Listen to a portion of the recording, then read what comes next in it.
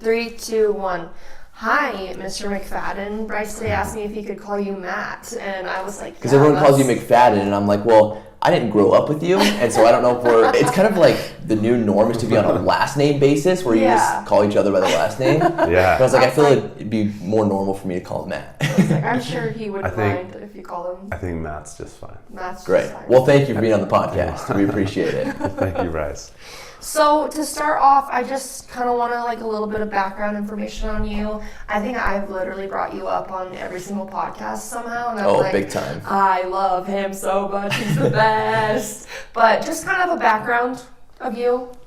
Okay. You can go as far depth as you want or not. Grew up in a small town in Utah. A little smaller than Cody.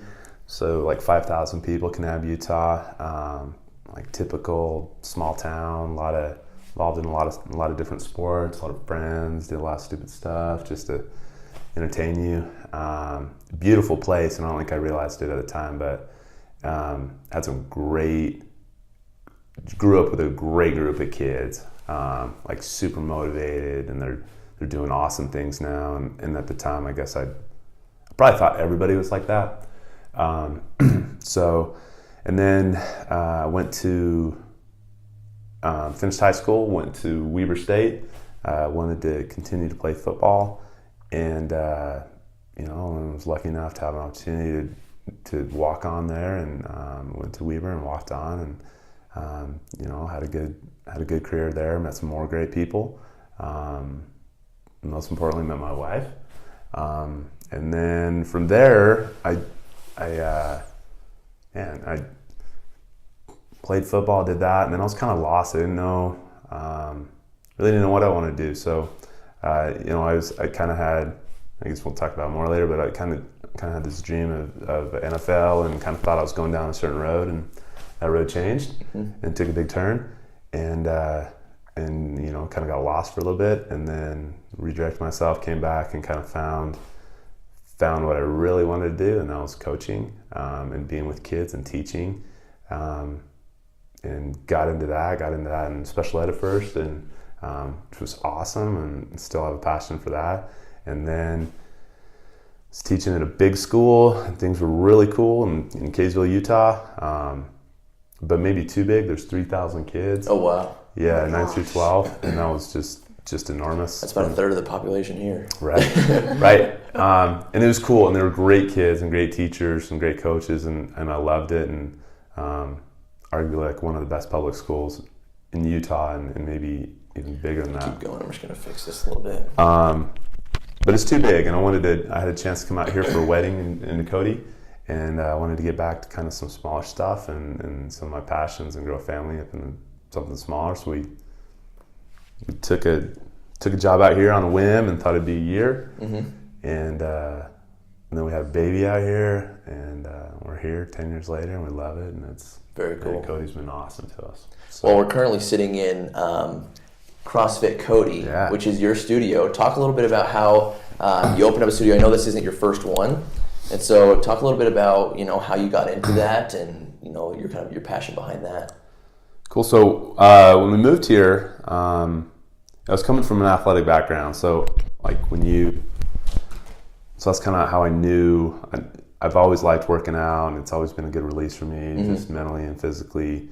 So I always did that, but I always did kind of what I knew, and that was like football lifting, So you did the heavy weights, and then you'd go run, and I got burned out on that, and then I'm a very competitive person, so I wanted to try triathlons and stuff like that, but I suck at running distance. So as do we all. Yeah. So I was like, that ain't good. And then I came here, and a guy introduced me to CrossFit, and did a workout and died and puked, and I was like, that's awesome. Let's do it again. And just kind of worked for me, short, it's intense, it was competitive, and we opened up a gym. At that time, CrossFit, was really new to Wyoming, and we opened up a gym. We actually opened a rec center, and then we got kicked out of there within a year. It didn't work out too. They were great, but they don't like dropping weights and music and stuff like that. So we got our own box and moved into that, and then just kind of had a dream of building our own.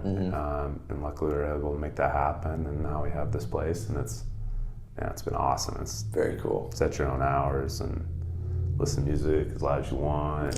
Drop all the weights you want. Yeah. So now for people that don't know, talk about kind of how CrossFit is different than, normal weightlifting and exercise. Okay.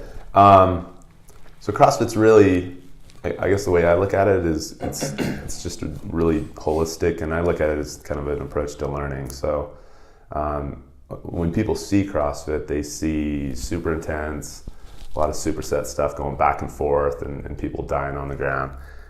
But that's just on the outside. So to me, like, what makes CrossFit go is that it's a community, and it's a group of people who are working out together, they're bleeding together. In some cases, like last Friday, suffering together. But you do it because you have friends in it, and you have accountability, and it really uses all the movements. So you use the stuff that, you use barbell, you use dumbbell, you use gymnastics, you use cardio, and you just you blend it all together.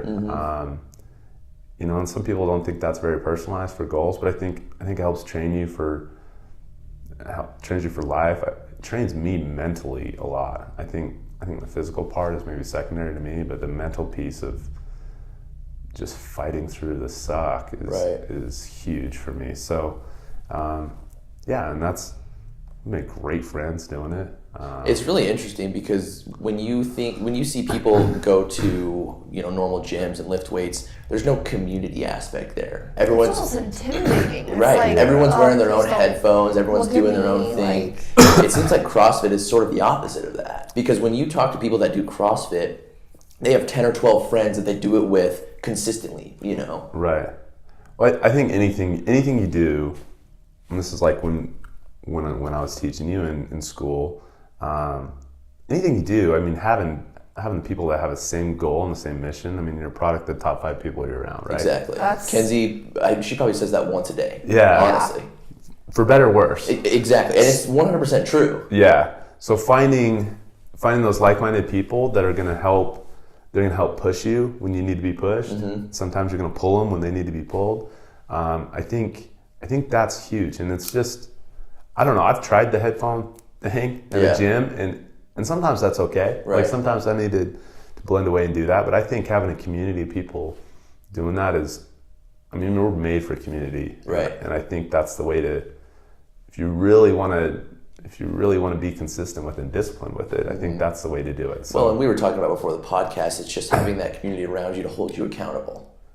Kenzie and I do that same thing with each other, and you can apply that to any aspect of your life. Yeah, I mean, you are not going to feel like working out every day. Right, exactly. You won't. But maybe your partner does. Right. Maybe they pull you into it, and so it's been good for us. My wife kicks my freaking butt every time. Like it's an ego check, but it's good because it makes me get in there and it makes me go harder, and it's been good for us, and it's just been a good tie to the community. We just met so many cool people. Right. So that's a piece I love about it. Now, from the outside looking in, CrossFit I think can be intimidating for a lot of people. How does a normal person, an average Joe, get into it? I mean, just like you get into anything. The one thing we hear a lot from people are like, I'm not fit enough to start CrossFit. And that's... Because from the outside looking in, it kind of does seem like this is so intense and kind of higher than normal weightlifting that you have to do training to start CrossFit. Yeah, I mean, it's the start that stops most people. And my advice would be just, like, when's the best time is now. Just start anything. Right. Start it. It's scalable, so you can do, I mean, we have people we have 70-year-old ladies, we have 7-year-old girls, and we got everything in between. We have some people that are really fit, we have some people that are working on becoming more fit. So I don't think it's hard and it's intimidating, but I think it's intimidating when you start anything new. So 100%. Get in there, find a friend, and start. Just awesome. Jump in. So one thing that I've always, if anybody knows anything about me from this podcast, is that you really helped shape me a lot into the person I am and who the person I want to be. And the thing that really first got me, I don't want to be weird and say attached, but like I really became interested in you as a person was the goal setting. You are the person that introduced that to me. I mean, when you're young, you hear like, oh, I have a goal, like, we should do this, but you're the first person that actually went into more than just saying... be a fireman. Yeah, exactly. You're the first person that went into it and was like, okay, well, let's set these goals. I remember in high school going to the elementary schools with the little cards that you guys had printed out and talking to those kids about it, like writing down little like smart things, you know, kind of breaking it down for them so much more than just saying like, you need to set a goal, like, okay, let's do that. And I think the impact that really, I think that I was just struggling after my dad died because I had babysat for you. And I mean, we were like friends, but you know, like you work with my mom. So it wasn't just a teacher-student relationship. Yeah, exactly. But then after my dad passed away, I remember when I really felt the connection to you was in like sports. And you talked to me about, I can't remember exactly what you said, but it was something about a zebra. Like, zebras don't stress. Yeah. Yeah, that was like the first thing I ever... Zebras don't get ulcers. Yes, exactly. That was the first thing that I was like, holy cow. I don't know if that's true. Now, what's that book about? About stress. And we stress too much about stuff that we can't control. Mm-hmm. And I'm the queen of worrying and Yeah. stressing. I think I had absences in 0 hour, and you were like, I'm not mad at you, but like, what's going on? Like, what is it? And I was like, I'm just stressed. I just can't do it some days. And then that's when you introduced me to that idea. Well, I think the goal setting thing, and there's a million books, there's a million strategies, there's a million different ways to do it, and I think they're all helpful. But like what I found in my personal life, so rewind a little bit, like when I was in college, I had this big dream, it was a big goal, right? Mm-hmm. I want to play in the NFL.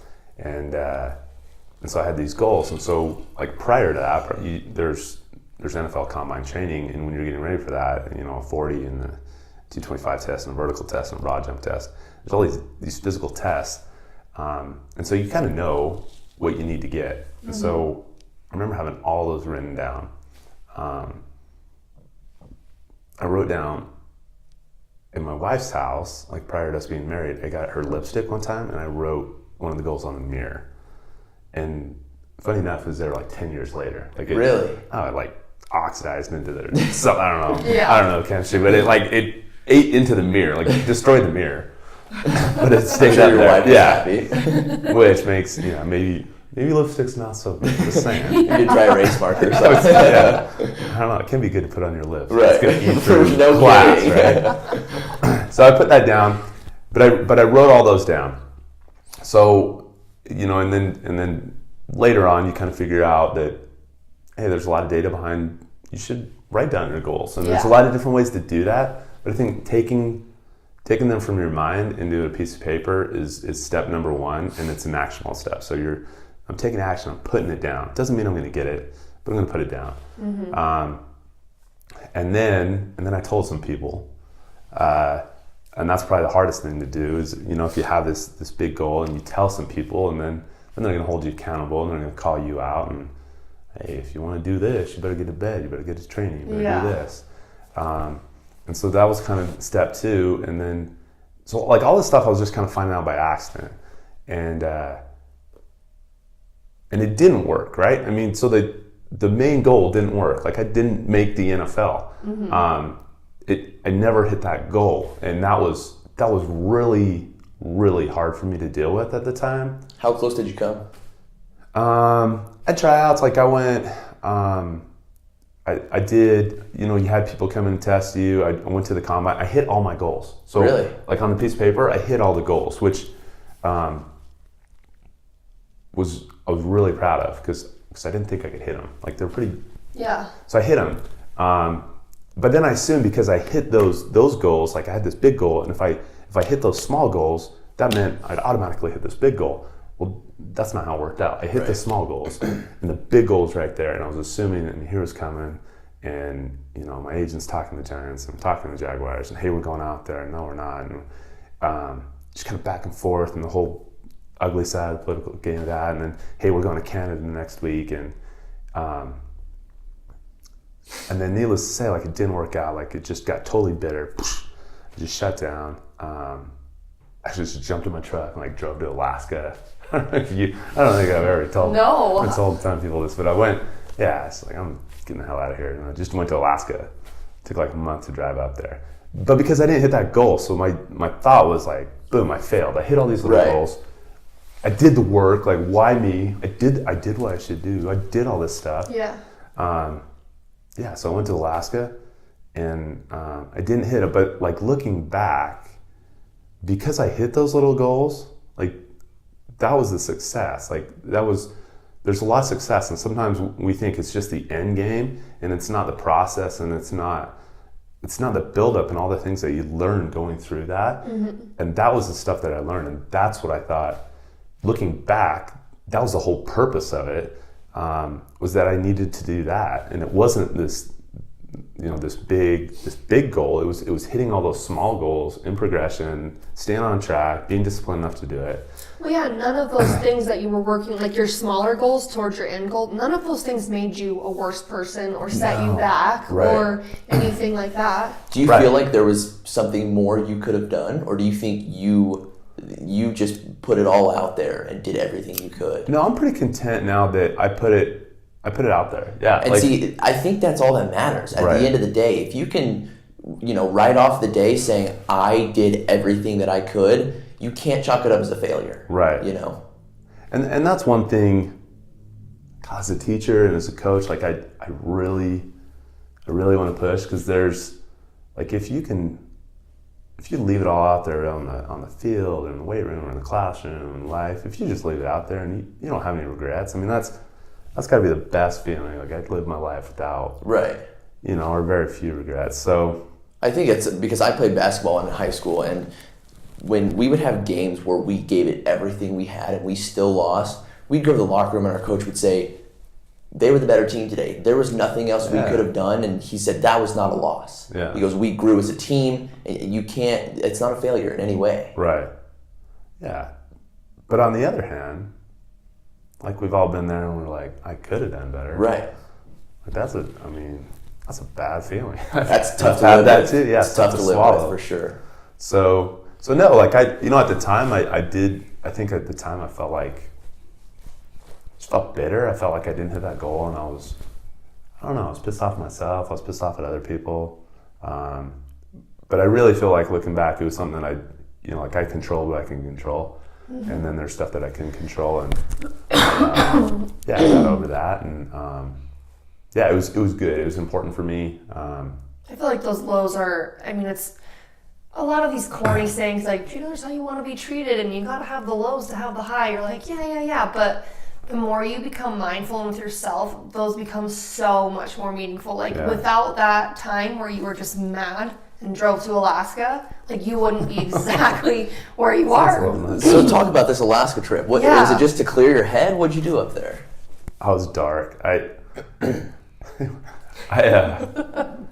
I'm pissed off. And then, I was like, I had a roommate that was from Alaska. And he's like, man, you should just come up here. And I was like, well, I don't even know. You didn't invite me. I just started driving. Right. Like, I broke up with my wife. I'm sure she loves this story. Oh, it's awesome. I drove on the way there, and we stopped and kind of like ended it, and then we like keep going. And I took like a month and a half to get to Alaska, and I just drove and I camped and fished and just cleared my head, and it was just quiet. I didn't talk to anybody for a while. I'm assuming you came back and apologized to your wife. We made up. It was funny. It was, well, here's how it was. So, like, Canada's huge. I mean, you look on a map and you have no idea. Massive. But when you're driving, I'm driving and I'm listening to a book on tape. And this is literally the last book on tape I've listened to. I listen to podcasts, but not. Right. It's the last book on tape.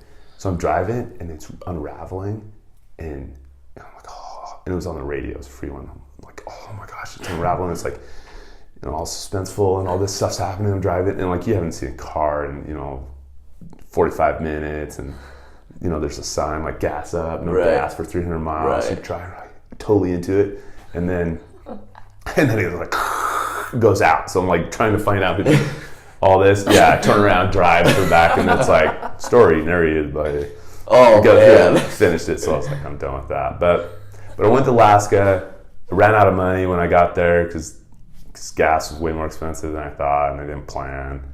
And I got up there, and I was like, all right, I just started working, and I made some really good friends, and we just like Alaska. Summer's awesome. Got there on summer solstice, just fishing all night, turn around, work all day, fish all night, which is during the night's day, you know. Mm-hmm. So what part of Alaska did you get to? It was Fairbanks, North Pole, Alaska. Yeah. See, we watched this real corny show on Netflix called Life Below Zero. Yeah. And it's about people that live up in the Arctic Circle in Alaska and live off the land and stuff. Yeah. So we're so lame. We go home, we're like, you want to watch Alaska? Yeah. So we made it up there, just toured around. But I didn't so like kind of back to that goal. So I never watched football. When I got up there, I didn't watch one NFL game. I didn't watch one college game. Didn't do any of that. Worked through till it got too cold, and then we'd take off. You know, and went to Tahiti one winter, went to New Zealand one winter, and just work and never watched football. So like 2 years of my life, didn't look at football at all. And then they invited me to go to North Pole, the North Pole Patriots. To go to this football game. So my buddy's like, hey, this kid's gonna break the Nebraska or the Alaskan rushing record for TDs. Like, do you want to go watch? And I was like, no, I could care less. Right. But they dragged me there, and he's like, we gotta go. It's my alma mater. And we went there, and this kid breaks the touchdown record, the all-time touchdown record in Alaska. Super talented kid, breaks it, and I just remember like his teammates, how happy they were for him. And his coach, like he just runs up and hugs his coach, and they carry him off the field. And it was so cool that he accomplished that, and he did it with the help of his teammates and his coaches and his community, and everybody was so happy for him. And that happened, and then I was like, that's it. Like, that's what I want to do. And so I moved back and I started teaching coaching, and I haven't stopped since. And that was, so just seeing that. That's so cool. So, did you ever consider playing professional football overseas in the Canadian League, anything like that? Yeah, I mean, we looked into it. I mean, you have an agent and they explore all the options, and I think I would have done anything, and I probably could have stuck with it a little bit more. But I was just bitter. I just gave up on it, right.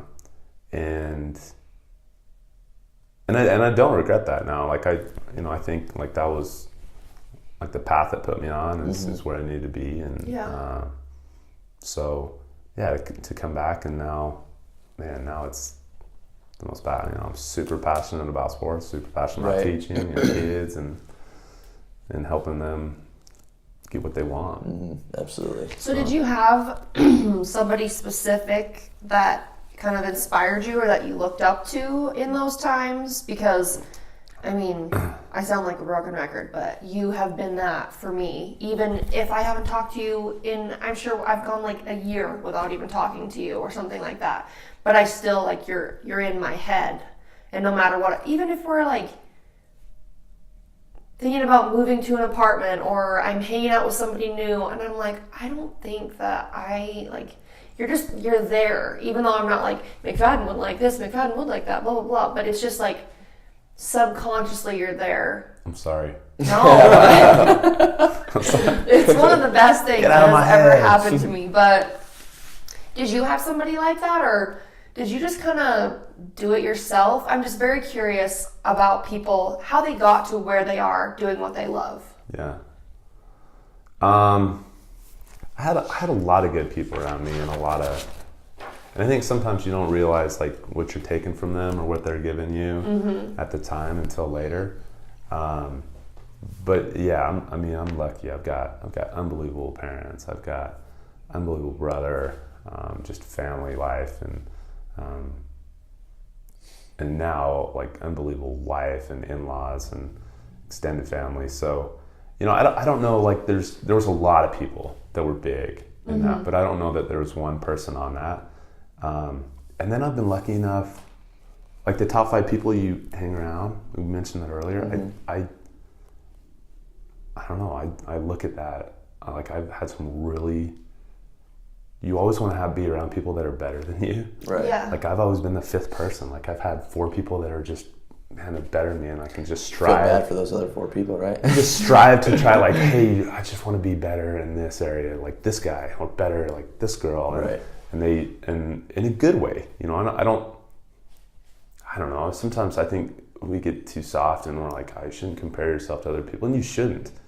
But wanting to be around people that are really solid and really strong in certain areas, like, that just makes you better. Right. I've experienced that firsthand because when I played golf in high school, they rank on a specific team, they rank the 5 guys that play on varsity 1 through 5. Right. And so the number 1 is always the best, and the number 5 is, and generally the number 1 is a senior, and then the number 5 is probably a freshman or sophomore, things like that. But when you are ranked 1, 2, 3, 4, 5, you play other teams who have that, or other players on other teams that have that same rank. So a 3 will play with a 3. You know what I mean? Yep. And so when I was in high school, Side note, Bryce, the only time I've ever played golf other than that one hole with you was when he forced me to in live sports. Yeah, I forced her to, and I thought she was going to break up with me. She hated it so much. But anyway, when I would play with people that I felt like I was better at and that didn't have as much experience with golf, I didn't play as good. But if I played with people that were better than me, a lot of times I would play beyond my capabilities or what I thought I could do. Play up to it. Exactly. Yeah. And what you say really resonates with me. You need to be with people that are better than you, because if you aren't, you don't really have that thing to look up to. Yeah. Unless you write down your goals, And I think if you can combine those 2 things, it can be really beneficial. So my golf game is exactly the opposite. Like when I'm around people and everyone's better than my golf game, You play worse. I tank. Yeah, I think, I don't know, I don't think there's anything wrong with looking at, I mean, you're attracted to people that you're kind of alike, but I think if you look at the people that you hang around, including spouses, I've been lucky enough to be married to my wife, for 11 years now, and I mean, her strengths are some of my weaknesses, and some of my strengths are her weaknesses. Exactly. And that makes you stronger and better. Exactly. And I think that's a good thing. I think it's really special too to be able to work with your spouse. So that's one thing that Bryce and I have always felt very like we met in the workplace, and it's exactly what you said. So in terms of social media, he's got more of the technical writing, and he can always come up with the captions, but I'm the one that's like, oh my gosh, we should do this campaign, and she kind of pushes the boundaries. Yeah, with like the creative, but he's always there to like correct my grammar if I'm not speaking correctly or anything like that. And I think that is very rare to find other couples that like you and Mindy can do this together, and that is extremely special. So you guys fight on this show? Do we fight in life? Not on the show, but off the show. Oh yeah, big time. Because me and Mindy, like, completely agree.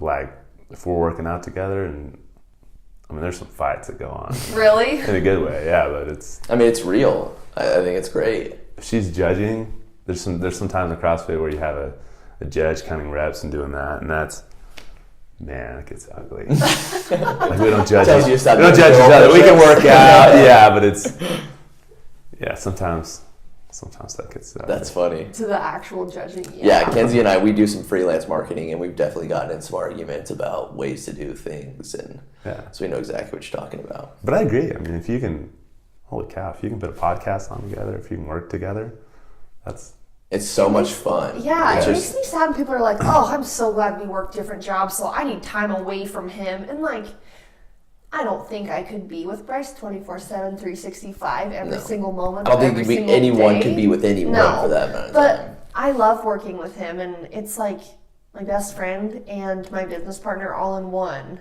Like, nobody gets you better than your spouse. right. Even though we're not married yet, but We'll get there. Get there. Yeah. It's goal. So. Let's write it down. Yeah, exactly. Yeah, exactly.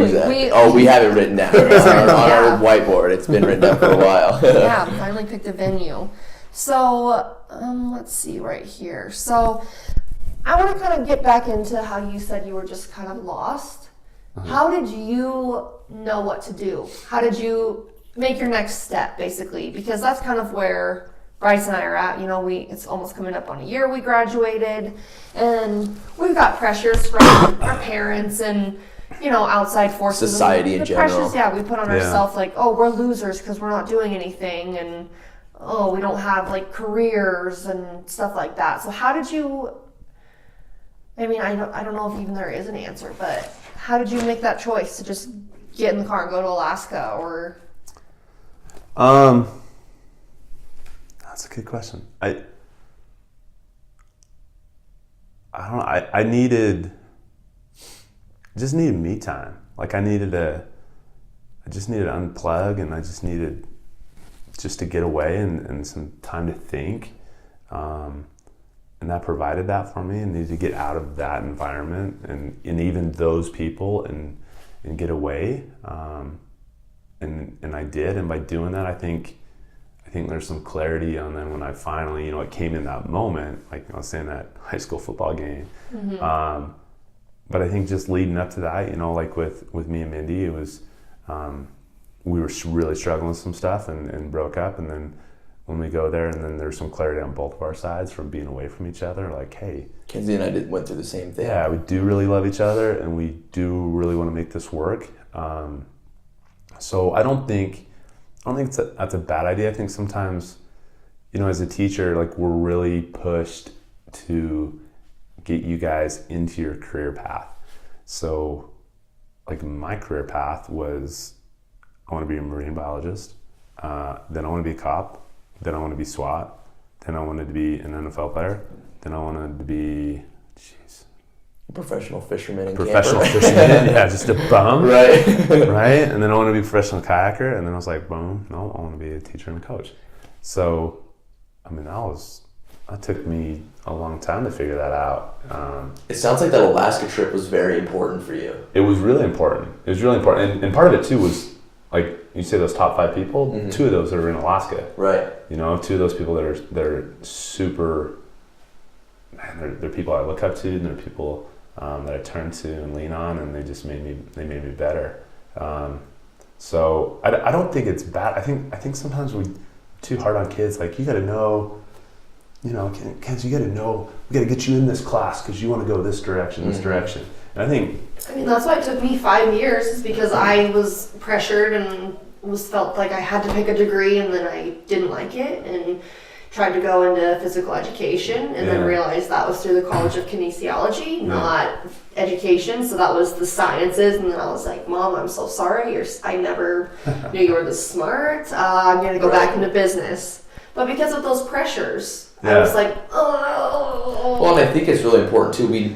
As parents, people never want to see their kids fail. But there's a quote that I really like that says, if you don't know what you want to do something that you hate, because you will instantly realize, like, do a job that you don't like. Right now, I'm in between jobs and I'm delivering pizzas, and I hate it, and it sucks. And so every time I'm at work, I'm like, okay, here's 10 different things I wish I could be doing. Yeah. And that gives me a mindset where I can say, okay, we talked about this a little before, I'm gonna write down 10 things that I want to do and figure out how I can get to those goals. Yeah. That's funny you said that. So I do have a memory when I was in Alaska, and so I was doing construction work there, which I still love. Mm-hmm. But there was one day in particular I was doing it, and I don't know, I was having a bad day. Like, in Alaska, you work big hours, like 12, 14-hour days. It's light all the time. Right. And it was like early one morning, and after a long work, and I was just like, man, I'm done with this. Well, no, this is what it was. I was doing a deck. The high was 20 below. Oh, man. 20 below. So I'm doing a deck, which seems silly, because I'm like, you're never going to be outside. It's 20 below. Right. I'm underneath it, and I have like Carhartt from head to toe, and I can't move, and I was just like, I'm done. But it makes you appreciate that other stuff. It really does. So I think if you don't, man, it's hard. It's a fine line. So I think we push too hard on like, you need to know now, and we push people the wrong way.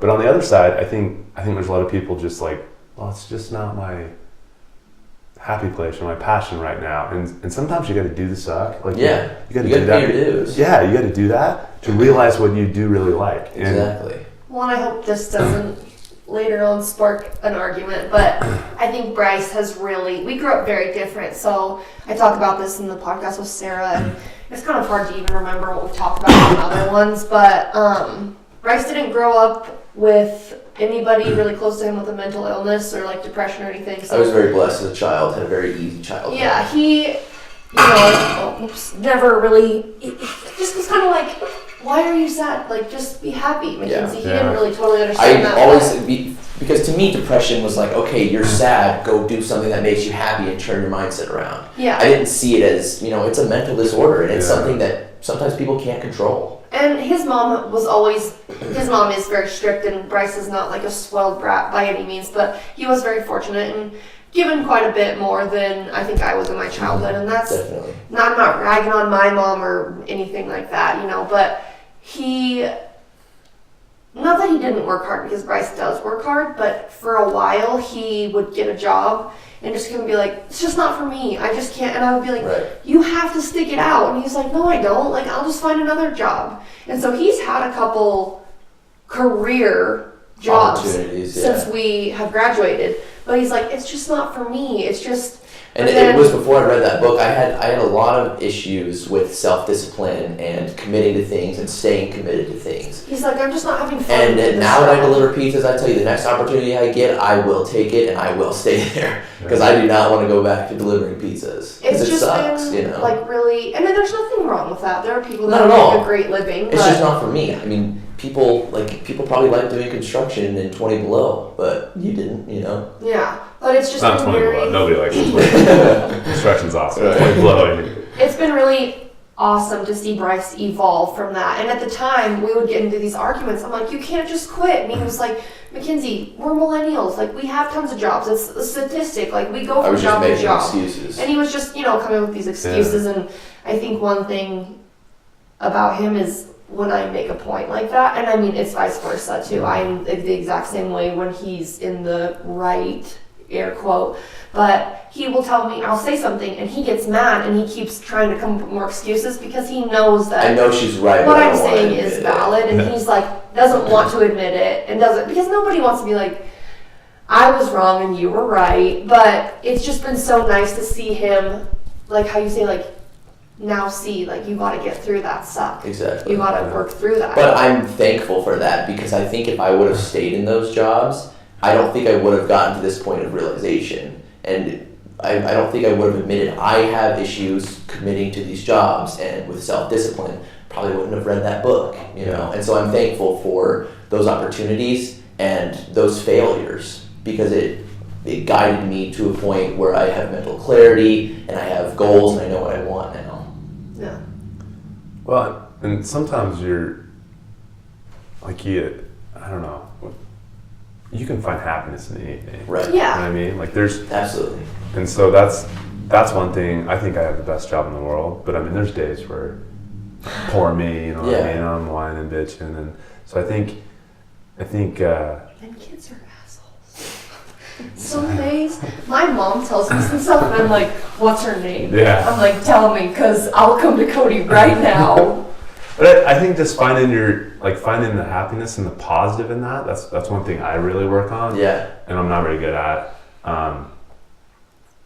So I think finding, like if you're delivering pizza, hey, I'm going to find the happiness and I'm going to be the best I can be at this, and I'm going to enjoy it and find the positive pieces in it, and not, look at the negative. And that's what we always do, is focus on the negative. But I think that's really important in people's jobs, and I think it'll work out eventually. I don't think you need to have it in, set. I think, if you're looking at it toward goals, like, once upon a time, like my parents says, this was my career, and they went right into it, and that's not always how it works. No. Sometimes it does. I mean, yeah, my mom graduated from college 24. She's been here since, doing the same job. Right. And that's not, she loves it. So that's, I think, a very rare case. Somebody went straight from college to their career and love it every day. But a lot of people do that. But even your mom, like, she doesn't love it every day. Oh, no. Like, she has hard days. People that do it, like, we were talking about how we, like, listen to Joe Rogan's podcast. There are probably days where he's like, I don't want to do this podcast, and I am really mad that I have to do it, you know? But I'm a firm believer that in 10 years, I'm going to look back on this Domino's job and think that job changed my life. You know, I'm a firm believer that this job is going to change my mindset and get me to a point where, you know, I have that self-discipline and that appreciation for opportunities that I do get. Well, nothing happens by accident either. At the time, it feels like it is, but there's a reason you're in this job. There's a reason we've all made mistakes and had crappy jobs and this and that. But it's all about, you know, it's back to those cheesy lines, like you gotta have the lows to have the highs. Definitely. So one thing, I don't think we've ever talked about this, but I feel like you and I are a lot alike in this sense, and I really picked this up about myself from you. Like, I'm obsessed with paddleboarding now. I have my own. Well, because of your class. We go, like, Kenzie reads, I always make fun of her because she's got this paddleboarding book that I swear to you looks like the most boring textbook I've ever seen. It just looks like black and white, and she reads almost every single night because she loves it so much. I just want to learn more. I want to, like... It's like a technique book? It's just kind of like, I got it at Sierra. It was like on sale, and it was like stand-up paddleboarding and surfing, and it's just kind of like the technicalities of it. When I'm done with it, you can use it. We take our dogs paddleboarding. Like last summer, we went a lot. And it's so much fun. Yeah. But to me, like, nature is my spirituality, and spending time. And from what I kind of gather, I don't think if you would have gone to like an industrial area, you would have had the same experience as your time in Alaska and time traveling. Yeah. Your time traveling. But your time the same outcome, you know? Yeah, you spent, because, I mean, I just, like, nature, and I'm not trying to get too into religion and all of that kind of stuff, but I know I wouldn't be who I am without the outdoors and without being on the water, and I just kind of want to talk about that with you. Like, you know, even when we went to leadership camp, just like spending that time outside, like we could have just stayed in the gym. Oh, that'd be miserable. Yeah, but like, what is being outdoors to you? What is, you know, because that's when I feel closest to God, what I believe in, to the universe, to that kind of stuff. Well, to me, like, looking back, it's always been, my family's always been really into the outdoors and really into the water in particular. We have a boat, so we're always snorkeling. We'd go to Mexico a lot. And my dad's like kind of like Jimmy Buffett. That's awesome. Minus all the drugs. But so for me, like, that's always been a big part of it. Like, I've always gravitated toward that, and in part that's what made me move to Cody. So, you know, with the chance to interview and teach PE. So like when I think about teaching PE, if I'm in a gym teaching volleyball every day or basketball, that's, I want to stab myself in the eyes. Like, that sounds awful to me. But the ability to go out and teach kids, like introduce them to a new sport and activity like paddleboarding or kayaking or fly fishing or bouldering. Bouldering? Bouldering, yeah. I've never heard of it. Yeah. So I told you about it. Did you? Yeah. What is it? Basically, you know, it's like low, you're climbing without a harness, without ropes. See, I'm from Cheyenne, and we went canoeing one time at our local lake, which... Don't you feel so sad for him? They found a dead carny in one time. It's just nasty. That's the most outdoors I ever had in school. I mean, I love fishing and camping and stuff, but never exposed to it. Oh, yeah, no, it's a real story. Oh, real story. They pulled a dead carny out of the lake. Because of Frontier Days, you know? Yeah, found a dead carny in there. It's a great place to live. I thought you were just being descriptive. No. That's a real story. No, that's literally. So that's right, because I play golf, and it's right by the golf course, and we heard about us right near the sixth hole. They pulled the carny out of the lake. I'm like, what did you do in Cheyenne? Like, don't you have any like lakes you guys went and swam in, or like adventure? No. He's like, no. I'm like, well, one time we were literally driving by, and I was like, did you ever play in that when you were little? Because I see water, and instantly I'm like, Oh my gosh, my cousin got married in the Bighorns, and I saw like this little tiny pond, and I was like, whoo! Come to find out that's like where all the septic went. But I still was kind of like curious around it, you know? Just because I was like, oh, it's water, I want to be around that. But no, can you imagine? Well, here, I mean, number one, like in Cody, we're super lucky. So I always wanted to live in a place that had close outdoor activities. Yeah. We have fishing, we have kayaking, we have climbing, we have ice climbing, we have hunting, like great hiking. Like I mean, we have tons of stuff, right? Endless. So, but I think like even when I lived in Salt Lake, you know, in like Salt Lake, you had amazing skiing. Right. It's just outside, and you know, like we'd find places to go kayaking, and sometimes it was little urban kayaking, and but I mean, I think there's always stuff to find and do that. But I think the getting outside for me, I just need some quiet time and get away from people and just relaxing and not. It's hard for me to shut off my mind sometimes. Mm-hmm. So I feel like when I'm out there, you know, like fly fishing, that I don't have to think about anything except fishing and like casting and mending and things like that. Speaking of fly fishing, I never fly fish, but I do a lot of just, you know, fishing with spoons and things like that. Kenzie and I need you to teach us how to fly fish, because I love the idea of fly fishing. Yeah. So a side note, people are like, oh, you teach fly fishing? They're probably watching that, think that. I do. And they're like, that's gotta be the best job in the world. And it is. Yeah. But teaching 20 kids to fly fish. Oh, I remember it, like being in class, like there are always those little jerks that are like messing around and blah, blah, blah. Tie my fly on. Like I lost my fly. You're like, it's stuck in my face. It's stuck in her face. Literally, I remember we were down by the river, and Megan Welch and I, we were like, oh my gosh, there's a fish, because we kept hearing it. And freaking Parker Boydston and Brock were sneaking around and throwing rocks in periodically. And we were getting so excited. We were like, did you hear that? Oh my gosh. Okay, do it again. Okay, my turn. I'll get you to this. And then come to find out, we hear Brock and Parker just laughing. Oh my gosh. And we were like, that's my laugh. Okay, sounds great. Yeah. So, I don't know. I think it's cool. I think it's important though, like back to the outdoor thing.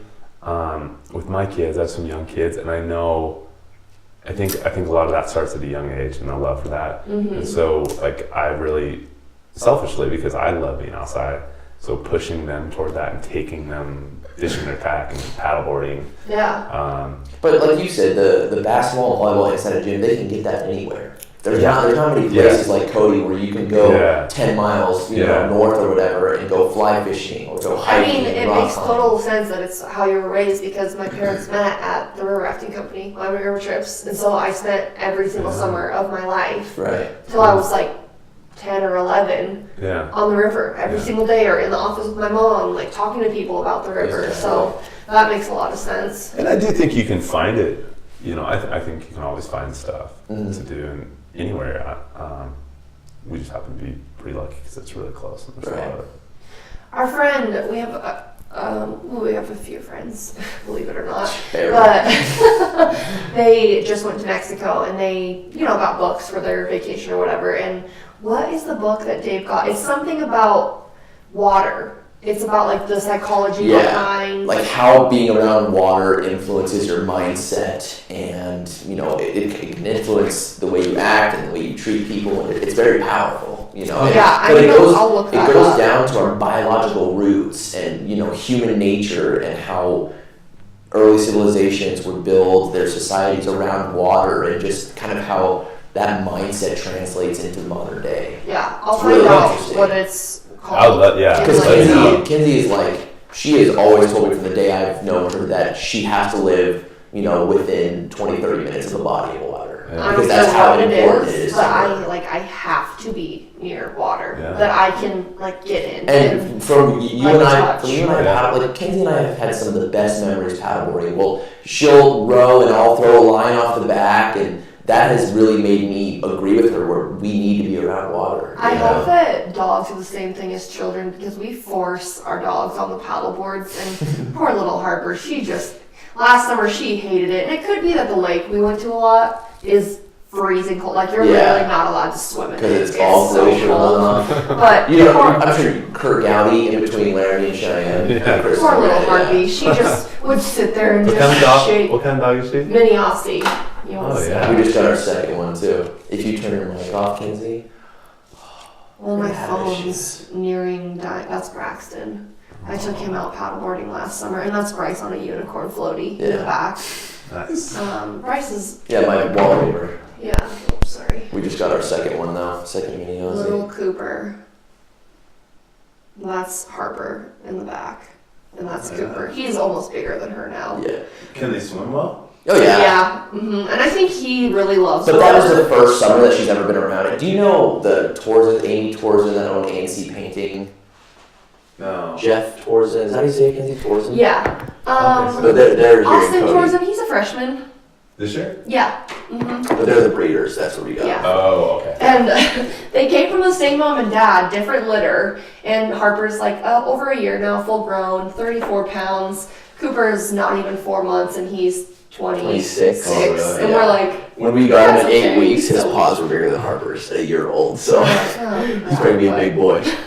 I'm hoping he's just a fast grower, but I think I think it's different. Yeah. So I want to know, when you're down, what do? When you're unhappy, when you're sad, how do you pull yourself out of that? Or even like unfocused, unmotivated, especially with CrossFit. There's got to be a time, I'm right? so unmotivated right now.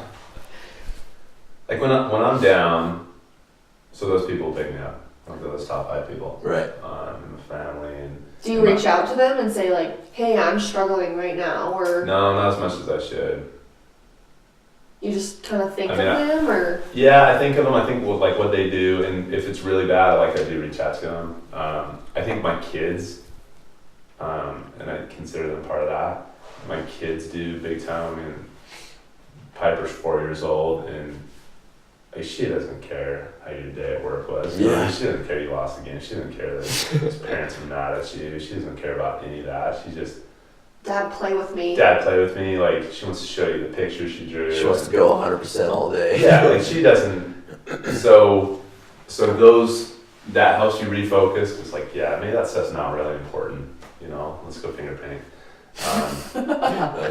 And then going outside, and you know, that's one thing my spouse is really good at is like, hey, why don't you go kayaking, or why don't you go fishing and do some of that stuff. That's awesome. And so just take off for a couple hours and just clear it. Right.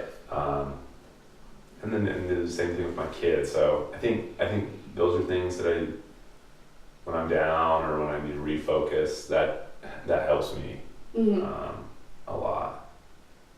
Yeah, kind of combine those two, like combine those people that are really influential and the stuff that I like to do. Right. Yeah, that's really cool. So I haven't asked anybody this yet, but it's one of my favorite questions Oprah asks people. What do you know for sure? Ooh. You know you're gonna have to study before you came on this podcast. That Jesus Christ is our Savior. I know that for sure. And that's probably a standard answer, I hope. Yeah. But I do, and I didn't always. But I do now. Yeah, That's awesome. Yeah, that's really good to know. It's kind of like that goal setting stuff. Like it's subconscious. Like I think that's one of those questions where you don't really think about it. Yeah. You kind of You just think about what you have never doubted, you know, and what is always there, you know. I think, well, and not even never doubted. Like I definitely doubted that. Sure. Before, and I think going through that makes you stronger. And then the second part to it, and I think they're related, is that you control. There's a lot of stuff in your life that you can't control, and there's a lot of stuff that you can. And I think sometimes we mix those up, and we worry about stuff we can't control. Right. And we make excuses for the stuff we can't control. And I think like making sure you can know the difference between those two, and hey, I'm going to take control of this part of my life because I can, and this part I can't. I'm not going to worry about it. Absolutely. I always tell Kenzie, I say, like if she's worried about something, I say, can you control this right now? And she'll say no. And I said, then worrying about it is not going to change it. Right. It's not going to do anything. Or he says to me, how do you eat an elephant? I'm like, Yep. one. It goes back to my high school basketball coach. If we were down by 10, 15 points, he would say that, and he would say you have to chip away because you're not going to do it all at once. Yeah. So you just have to take the first step. But like we go back to, if you can't control it, worrying about it's not going to change it at all. Yeah, it's hard though. It really is. It's so hard to accept because you want to be able to control. Especially me. Both my parents were in the military, and I'm not like controlling, but I like to be in control of situations. Yeah. And so when I'm not, I get very frustrated, and it's hard for me to accept. Sometimes I'm like, I'm not a little kid. You don't have to micromanage me. It's okay. But it's not even like I'm trying to micromanage or control her. It's like this situation that we're in, I want to be in control of it because that's how I have peace of mind, Classic, always, whenever we're with friends. I can drive. He just loves me. I always drive. Yeah. And I'm like, it's Exactly. okay. It's all right. It's going to be okay. Well, more so because I like to go home early and be with the dogs and not be out late. You guys are more married than you know. Oh, we act like we're 35 years old. But We're we're like, when we were getting Cooper, we said, or when we talk about having kids and stuff, we're like, that's even more excuses to not go out and stay out Or late. just stay home, or We we get so gotta get excited. back to the dogs, or It's the whatever. best. So, Dogs. yeah. We treat our dogs. I They mean, can't stay an hour with them. Exactly. We are the worst dog parents. We literally pack our dog stuff in a suitcase. We make sure they have treats and toys, and we have all their paperwork every time we travel, and Paperwork? Oh yeah, yeah. medical records, Yeah, all what- that. Why? Just What in if case. something What if we have to go to the vet and they say, have they had X, Y, and Z has shots? they had Has any they of had? these? Or one time we wanted to get them like a quick little grooming at like a PetSmart or something, Mhm. And which you have- we will never do. No. But you have to have their paperwork, so To get groomed? At certain places, Yeah. especially like big corporate places for liability Yeah. issues. It's interesting. yeah, it is I interesting. feel like my dog does not live the same life that your dog does. Well, They're kind of when you're psychotic. young and you have dogs Don't tell my dog. and no other responsibilities, your dog becomes your focus 100%. Well, and Bryce has never had a pet before in his entire life Never. until Harper, our first dog. So he's like still in the very new stages, which is precious, and I love it. I'm like, you're the best. We're guy. paying $180 to get our dogs to go through puppy school. It's ridiculous. We have all these like That's dog a training Domino's books. job. Is for Exactly. That's where all that money's going. a lot of pizzas. Right? Oh my gosh. So one thing that I don't think I mean, who knows what I've talked about you on this podcast now. We've done enough. But I remember my senior year of swimming, I texted you quite a bit before big things, and I was like, SOS, like help me. Like I need you, I just need you. And you always knew what to say. And so I'm sure, obviously, you do that in your own head. You give yourself those pep talks. And I'm just kind of wondering, like, what do you say to yourself, like, in the middle of a workout when you are just, do you ever just want to walk out and be like, I don't want to With your finish wife this? yelling at you. Oh, yeah. Because I think I mean, self-talk is It's huge. huge. I agree. And I don't want to disappoint you. Like, I'm not very good at it. I think for me, it's way easier to give it externally to other people 100%. than it is internally. To the point, like, sometimes I feel like what I'm maybe saying to you, like what I said to you, Mm-hmm. is maybe like just reflection, like, hey, what I need to tell myself sometimes. Mm-hmm. But it is huge, and it's something I've been trying to work on, and whether it's confidence or whether it's you're in something that like a workout that sucks, Right. and keep doing it. But I think I have those all the time. Like, can't finish it, it's too hard, quit, you're not good enough, you're not gonna get this, you're not. I mean, I have that all the time. I think. What pops into your head when you start feeling those things? Because obviously maybe there have been times where you haven't finished it out, but clearly you're here and you're... I think having a process in your head, so for me, the first thing is, it's not if it comes, so it's when. Mm-hmm. It's just when.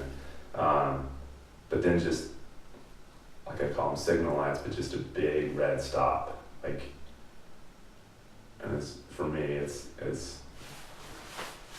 I don't want to say it on a podcast, but it's like, like I just tell myself something like really abrupt, something I never tell those students, something I never say to anybody. It's pretty vulgar.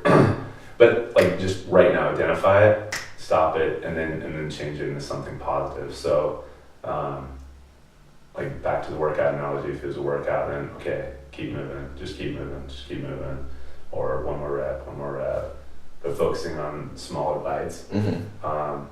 And if it's, if it's something in teaching or coaching, same thing, like stop, flip it, make it positive. And then if you need to, like going back to memories or experiences where you've done it already, like hey, I've done this, I have, kind of reaffirm yourself. Right. Like, I've done the work here, I've done that. But I think you have to identify it, like you have to stop, and everyone has like little, I think if you have like code words or a saying or a mantra, and just stop and like immediately just like, well, you're not going there. Right. Is important, but you got to identify that first. Absolutely. And not feel, I mean, I used to feel really guilty about it. I guess at times I still do, but now it's more like just identify it and then just knock that shit off. Like, boom, just stop it now. Identify it, stop it, and flip it. Right. Kind of going on that premise, Lindsay and I struggle a lot with mental barriers, especially with this podcast. When we started it, we said to each other, who's going to listen? Like, why does anyone want to listen to us? And so we're working really hard on why are we any different? Yeah, like you said, identifying those mental barriers and figuring out how to break through them. What's your process with that? Well, I always kind of like to do something that scares you every day or something that makes you uncomfortable. Another one of those sayings. Another saying. Because I think I'm a big believer that the growth happens through, well, you do it and you're going to suck at it and you're going to fail and you're going to fail and you're going to fail. Adversity. Yeah, and then you're going to improve doing it. I have a saying that I say on this podcast a lot where failure is a breeder of success. Like, you can't succeed unless you felt what it feels like to fail. And Joe Rogan talks about this a lot, where he says he'll have terrible nights of stand-up, and he has that feeling where he says, I never want to have this feeling again, so I'm going to work as hard as I can to never get back here. Yeah. Yeah, I mean, I think if you look at any high achiever in business and athletics, things like that, like they've learned through failure, and whether it's the feeling that they had or the lessons that they learned or the way they had to change things. I'm a football coach, so I was just reading a lot about like all the innovations in football lately in offense have happened because of, oh crap, we lost our best player and we had to change and do this. These RPO thing, like it's all because it was an accident at practice that happened, and they were like, oh, that's pretty good. Right. So yeah, you're gonna, it's not if, like you're gonna fall down. Absolutely. I don't know, and this is one thing, like, I've always thought the world of you on this, like I feel bad for people, but I have very limited empathy for people who feel bad for themselves. Well, and I needed that though. Like, I think that because it was my senior year of 0 hour that I was struggling. And I mean, I love my mom to the ends of the world, but I think because we went through all those things together, she was a little bit more soft on me, and I don't know, I've always been and she went through those things too, right? Yeah. Don't forget that. Yeah. But it was like, you guys that was what you guys had with each other. Yeah. And so it was hard to kind of be stern, whether you with her or her with you, you know. But you were there, and I was like, I just can't do this today. And you were like, you weren't a jerk to me ever about anything. Like, you were never like, oh, Mackenzie, come on. Like, that's just an excuse. You were like, hey, like, let's talk about this. We need to work through this because you can do this. Yeah. And I think you even would remind me, like, Mackenzie, you've been through way worse. Like, you've had way harder times. Yeah. And you were there, and you were like, you were kind about it though. Like, you weren't just abrupt. And this is one thing I'm working on, is being too sensitive. And I can't remember if somebody said it to me or if I read it. They're like, you're not too sensitive, and your sensitivity is what makes you who you are. And yes, you can always improve on it. And yes, you can always get a little bit stronger and a little bit more brave. But along with my sensitivity comes you know, my giant heart and my unconditional love for everybody I've ever met, those kind of things.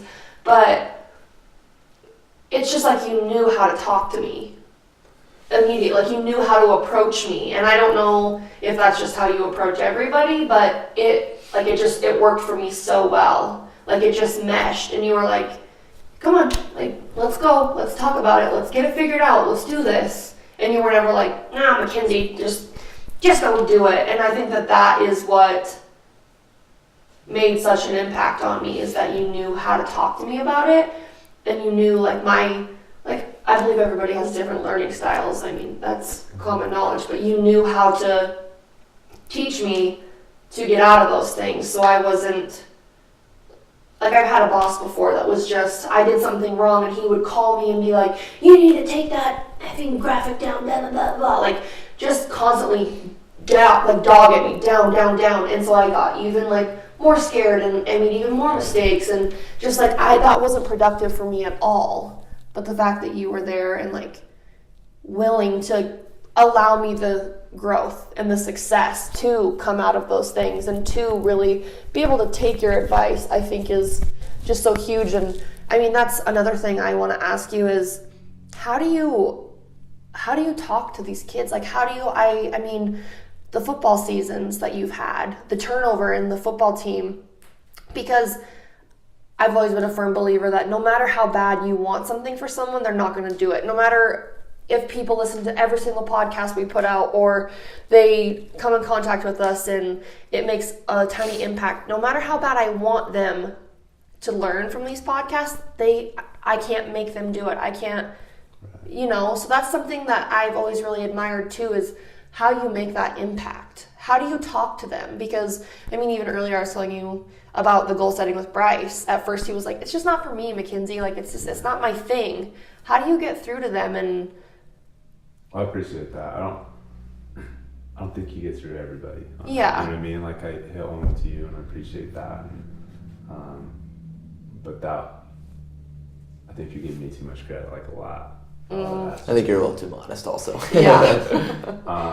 But I think you got to be who you are. Like, back to what you said, and that hits home for some people. Like, I try not to be too blunt, but also try to be honest. And I don't think the world is a pretty unforgiving place in a lot of times. You know what I mean? And everyone has a different road, and everyone has different hardships, and we don't know what those are. Right. But at the same time, because people don't know, they don't care. Right. To a degree, you know what I mean? Like, your next employer, they might have a little empathy, but they're worried about production, and I think sometimes, so just getting through that, I don't know, that sounds kind of heartless when I say it that way, but no, that's how the real world is. But I think you have to be able to work through those things, and there's a time, literally, for mourning, and there's a time, whatever that is, and then there's a time for, all right, let's grow, and there's some growth in this, and if you can look at it through a positive lens, like there's always positives and things, no matter how bad and dark they seem at the time, and then you can do it, and it doesn't always hit home with kids, you know, and I say that, and I'm sure there's you were doing one podcast that's positive, but there could probably be 100 that are like, dude's a jerk, you know, right. But I think what I try to do is I try to be honest. I try to build some trust and, like, let people know I care about them, because I don't think people can open up and give their all and be like, you got to be willing to fail, whatever that is, and develop that trust, and then once you have that, then hopefully, hey, I'm going to be honest, and hopefully you know that I love you and I'm doing this for the best of your good, even if it's not exactly what you want to hear at the time, but that's what I think you need. But it comes down it comes down to relationships and being able to build that. So I mean, that's even something we struggle with sometimes, is Bryce didn't grow up the same way as I did. And sometimes I'm like, I'm sensitive and I need you to be, and I say things like, I need you to be a little bit kinder to me. I need you to be a little bit nicer to me. Yeah. And it's not that he isn't nice or isn't kind to me. And he's like, well, I can't sugarcoat it for you. And a lot of the times those are the things that I need to hear when I'm like, I'm sensitive, like that hurt my feelings. And he's like, well, I can't sugarcoat it, Mackenzie. Yeah. But I mean, I think there is always that fine line. There's always that balance. Yeah, I do need to toughen up a little bit, but I also need to learn how to be patient, and I think that's something you've probably learned too. Like your style that you use with Mackenzie to get through for her is not going to work for every kid. Right. Right. Well, that's why you have, hopefully in a school you have a lot of different teachers, and everybody. My hope is, if I was ever in charge of school, is that every kid would have a connection with at least one another. Right, exactly. And maybe it's in a sport, or maybe it's in a class, or maybe it's just, hey, I think we got a common interest somewhere. Yeah.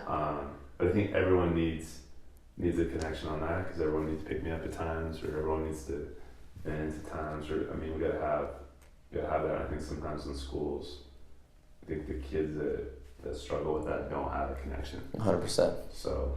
Well, I'm positive that if I didn't, I give much of the credit for who I am today to my mom, because she did make those difficult choices of not being with my dad and working all those extra jobs and giving up things so I could be successful and happy. But I know for a fact, like, if I didn't have the connections, like with you, like being close to you, like it made it easier to go to school, or it made it that much easier to wake up early and go to 0 hour. And it's just... What is 0 hour, by the way? It's weightlifting before school. I've told you about it. Yeah, I didn't remember it was called 0 hour. And for the longest time, I did not know. I was like, why is it called 0 hour? Maybe because it's before first hour.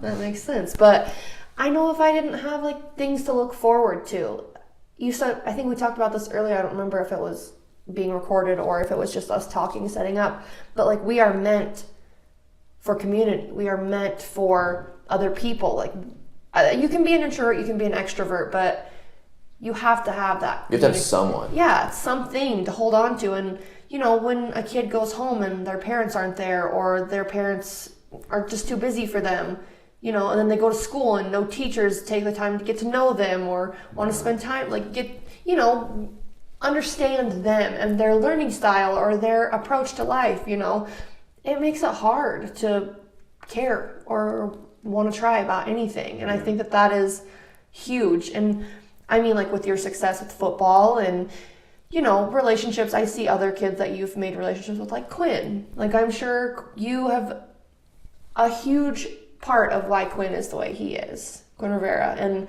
because of that connection. And so obviously you're getting through to more than I think you realize, because you are having that turnover, that success. Like, there are people who can't speak highly enough about you and what you do. And I think that is so interesting, and I'm so curious about that. Like, well, I'm gonna flip it for you a little bit, because I get selfishly, like, I learn and grow.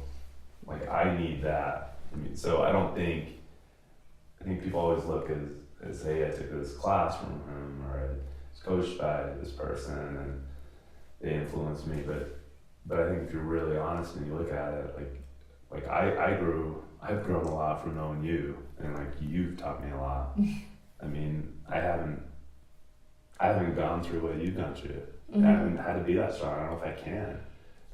Like, you've done great things. Quinn's taught me a ton. Like, every student, like, I think it goes both ways. Yeah. And sometimes we always think the teacher is always the person, like, it's from top down, and it isn't. It's teacher learner and learner teacher. Yeah. And I learned just as much from teaching you and going through that with you, Yeah. So, and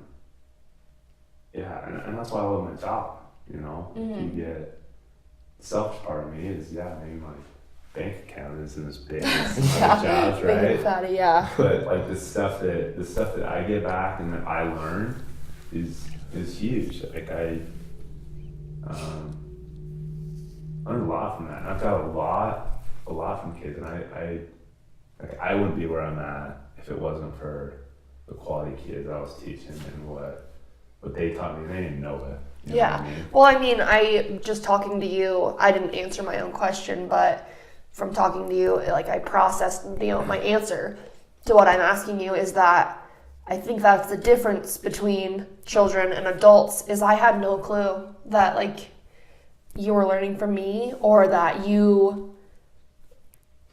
I just would have never guessed that. I mean, clearly when somebody hasn't been through like the same type of loss or anything like that, but that's the difference between the adult you and the child me is that I had no idea. Like I was like, McFadden has all the answers to everything. Like anything I'm struggling with, I call, I text, like he's got it.